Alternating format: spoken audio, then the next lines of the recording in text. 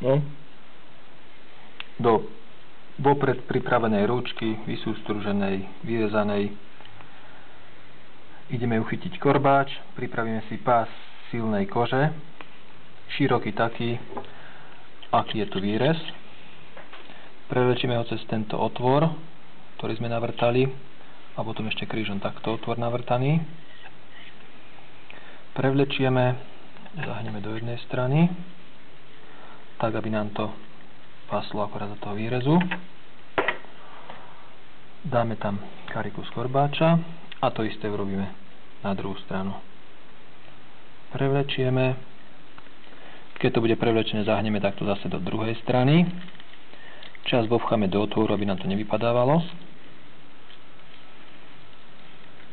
Takto a takto. A potom pribijeme ozdobnými klincami z jednej aj z druhej strany. Toto pôjde samozrejme cez otvor a korbáč je uchytený.